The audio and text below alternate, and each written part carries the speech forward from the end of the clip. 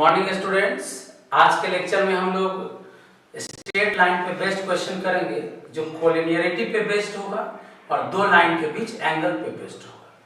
तो आपके बुक में एक छोटा सा एक्सरसाइज दिया हुआ है 27B, जिसमें सारा क्वेश्चन कोलिनियर बेस्ड है।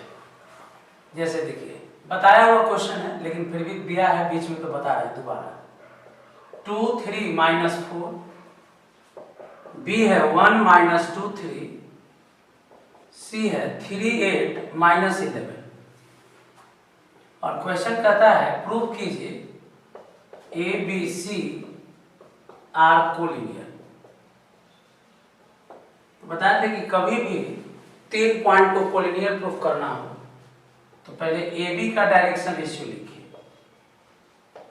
तो ए बी का डायरेक्शन रेशियो कैसे लिखेंगे? ए और बी के कोऑर्डिनेट का डिफरेंस लिख दीजिए। तो 1 - 2 -2 - 3 3 - 4 -1 -5 7। वैसे ही डायरेक्शन रेशियो बीसी का लिखिए। तो बी और सी पता है तो बीसी का डायरेक्शन रेशियो 3 - 1 8 - -2 -11 -3 आ गया 2 10 -7। अब आप लोग को बताए थे कि दो लाइन को पैरेलल प्रूफ करने का सबसे आसान तरीका है A1/A2, तो -1/2 -1/2 आ गया direct. B1/B2 second direction ratio -5/10 -1/2। C1/C2 तो C1/C2 ये -14 होगा, तो C1/C2 7 -14 -1/2। तो देखिए A1/A2 B1/B2 C1/C2 तीनों इक्वल आ गया। A1/A2 B1/B2 C1/C2 इक्वल है, तो लिखेंगे कि AB पैरेलल है BC के। दो लाइन पैरेलल कब होता है? तो ये कंडीशन है। तो जब AB पैरेलल है BC के तो प्रूव हो जाता है कि ABC कोलिनियर होगा। कभी भी 3 पॉइंट को कोलिनियर प्रूफ करना हो तो AB का डायरेक्शन रेशियो BC का डायरेक्शन रेशियो और दिखा दीजिए कि पैरेलल है, और जब पैरेलल होगा AB और BC तो प्रूव हो जाएगा कोलिनियर है।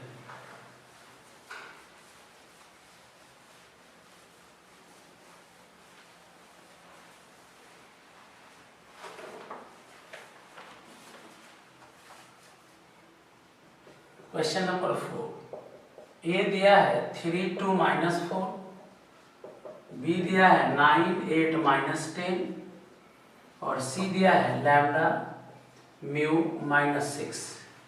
क्वेश्चन कहता है कि लैम्डा म्यू का वैल्यू बताइए to find lambda mu such that A B C are collinear. देखिए लैम्डा म्यू का वैल्यू बताना है इस तरह से कि ABC क्या है? कोलिनियर हो जाए। सबसे पहले ABC कोलिनियर है तो लिखेंगे पहले AB का डायरेक्शन रेशियो। बताइए AB का डायरेक्शन रेशियो कैसे लिखेंगे? 9 - 3। कोऑर्डिनेट का डिफरेंस तो 9 - 3 6 8 - 2 6 -6। बताते हैं कि डायरेक्शन रेशियो में अगर कोई टर्म कॉमन है तो डिवाइड लगा के भी लिख सकते हैं। डायरेक्शन रेशियो ऑफ BC, तो B पता है C पता है, लिखिए लैम्डा -9 म्यू -8 -10 + 6 कुल मिलाकर आ गया लैम्डा -9 म्यू -8 -4। अब लिखेंगे कि ABC कोलिनियर है। तो बताइए ABC अगर कोलिनियर है, ABC अगर कोलिनियर पॉइंट है तो कोलिनियर में बताएं कि AB और BC पैरेलल होगा। और दो लाइन कब पैरेलल होता है? जब B1/B2 C1/C2 इक्वल होता है। तो बताइए A1/A2 B1/B2 C1/C2 इक्वल है, तो ये माइनस माइनस खत्म हो जाएगा। तो चलिए एक बार लैम्डा -9 वाला टर्म को नॉन टर्म के साथ इक्वल कीजिए। एक बार 1 ये इसके बराबर की और एक बार ये इसके इक्वल हुआ, तो क्रॉस मल्टीप्लाई करेंगे तो 4 equal to lambda minus 9 comma यहाँ क्रॉस मल्टीप्लाई करेंगे तो 4 इक्वल टू म्यू माइनस 8, तो लैम्डा का वैल्यू आ गया 13 और म्यू का वैल्यू आ गया 12। तो यहाँ क्वेश्चन में यही कहा कि लैम्डा और म्यू का वैल्यू बताइए कितना होगा।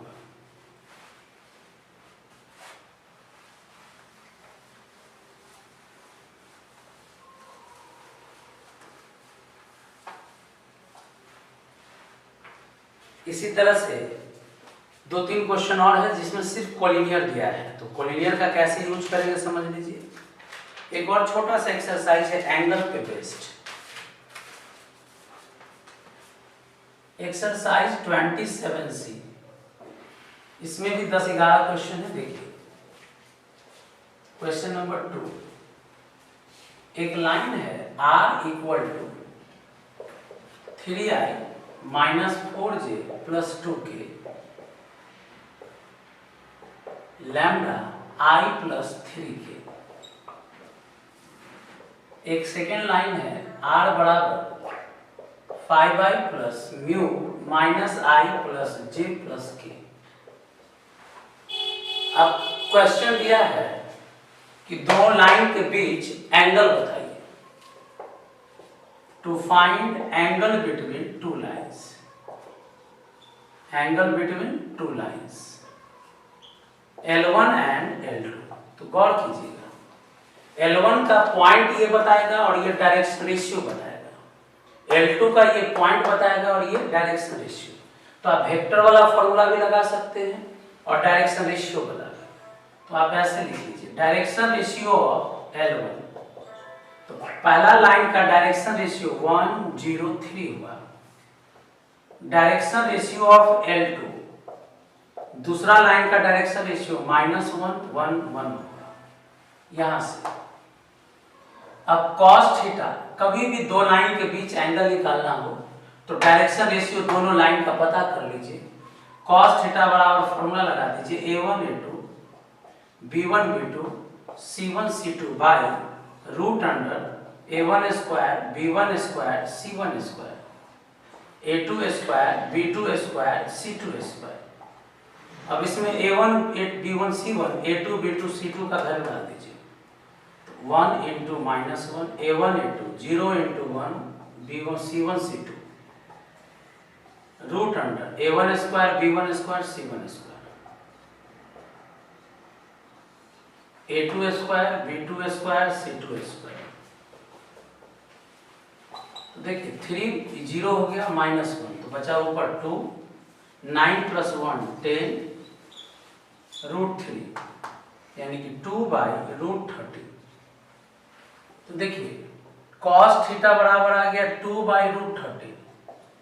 तो एक लाइन याद होगा, पिछले लेक्चर में बताए थे कि थीटा बराबर लिखेंगे cos इनवर्स 2/√30। दो लाइन के बीच एक्यूट एंगल भी होता है और ऑब्ट्यूज एंगल भी। तो अगर आपसे क्वेश्चन पूछे एक्यूट एंगल तो पॉजिटिव में लिखेंगे, अगर ऑब्ट्यूज एंगल पूछेगा तो pi minus cos inverse 2/√30 obtuse angle. तो cos थीटा से थीटा निकल गया, पाई माइनस cos इनवर्स में लिखेंगे। तो जब एक्यूट पूछेगा तो यही आंसर पॉजिटिव वाला, ऑब्ट्यूज पूछेगा तो पाई माइनस कर देना है।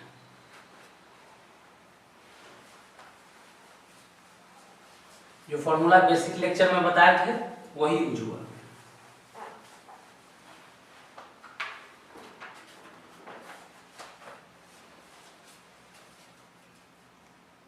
क्वेश्चन नंबर 5, L1 है x - 4/3 y + 1/4 z - 6/5। L2 है x - 5/1 2y + 5/-2 z - 3/1। क्वेश्चन कहता है कि दोनों लाइन के बीच एंगल बताइए। तो हम बार बार कह रहे हैं कि कभी भी दो लाइन पैरेलल हो, परपेंडिकुलर हो या दो लाइन के बीच एंगल चाहिए तो डायरेक्शन रेशियो लिखिए। तो लाइन की इक्वेशन में नीचे डायरेक्शन रेशियो लिखा होता है, x y z के कोफिशिएंट से डिवाइड कर देना है। 1 है इसलिए छोड़ दिए। L2 का डायरेक्शन रेशियो बताइए। तो 1 -2 1 एक्स वाई जेड के कोफिशिएंट से डिवाइड कर दीजिए। तो यहाँ 1 है छोड़ दीजिए, यहाँ 2 है तो डिवाइड करना पड़ेगा, यहाँ 1 है छोड़ दीजिए, यानी 1 - 1 1। अब बताइए दो लाइन के बीच एंगल निकालना है और डायरेक्शन रेशियो दिया हुआ है, तो फॉर्मूला पढ़ाए थे A1 A2 B1 B2 C1 C2 by root under. Formula याद कर लेना है, A1 square B1 square C1 square A2 square B2 square C2 square. बताइए A1 A2 3 × 1 B1 B2 C1 C2 root under A1 square B1 square C1 square 3 square 4 square 5 square A2 square B2 square C2 square 1 square -1 square plus 1 square. तो 5 और 3 8 - 4 4, यहाँ है 3 square 4 square 5 square, तो root 50 और ये आ जाएगा root 3। देखिए root 50 को लिख सकते हैं 5√2 25 × 2 5 बाहर आ जाएगा, तो रूट 6। तो cos थीटा बराबर क्या लगेगा 4/5√6। तो थीटा बराबर क्या लिखेंगे cos इनवर्स 4/5√6। इस एंगल को क्या कहेंगे हम लोग, अगर ऑब्ट्यूज एंगल कहता तो लिखते पाई माइनस cos इनवर्स।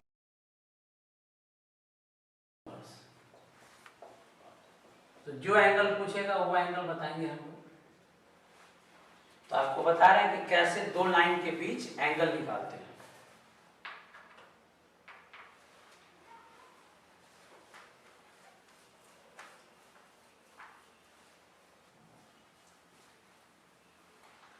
अब देखते हैं क्वेश्चन नंबर 10।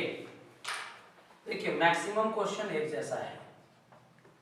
एक लाइन है L1 x - 1/-3 y - 2/2 lambda z - 3/2। एक line x - 1/3 lambda y - 1/1 6 - z/5। Question कहता है to find lambda for L1 perpendicular to L2। तो हम बोले कि कभी भी पैरेलल परपेंडिकुलर या एंगल का क्वेश्चन हो तो दोनों लाइन का डायरेक्शन रेशियो लिखिए। चलिए डायरेक्शन रेशियो ऑफ L1 तो -3 2 लैम्डा 2, कोफिशिएंट अगर रहता तो डिवाइड करते। Direction ratio of L2 3 lambda 1 5, coefficient अगर रहता तो डिवाइड कर देते। यहाँ z का कोफिशिएंट -1, यही सब छोटा छोटा चीज पे केयर कीजिएगा। ये L1 परपेंडिकुलर है L2 पर, तो दो लाइन परपेंडिकुलर कब होता है, जब A1 A2 B1 B2 C1 C2 0 होता है। तो बताइए A1 A2 plus B1 B2 plus C1 C2 equal to 0। तो -9 lambda plus 2 lambda -10 equal to 0। तो -7 लैम्डा इक्वल टू 10। तो लैम्डा का वैल्यू क्या आ गया -10/7। तो कभी भी किसी क्वेश्चन में पैरेलल परपेंडिकुलर का कहानी हो तो इसी तरह से बनाना है। अब देखिए 13 नंबर, सब में यही बात है। ए दिया हुआ है 1 2 3, बी दिया हुआ है 4 5 7, सी दिया हुआ है -4 3 -6, डी दिया हुआ है 2 9 2। क्वेश्चन कहता है to find angle between A B and C D. देखिए जिस लाइन के बीच एंगल निकालना हो उस लाइन का डायरेक्शन रेशियो लिखिए। जैसे ए बी और सी डी के बीच चाहिए तो ए बी का डायरेक्शन रेशियो 4 - 1 5 - 2 7 - 3, यानी कि 3 3 4। डायरेक्शन रेशियो सी डी का, तो तो CD का डायरेक्शन रेशियो निकाल लीजिए।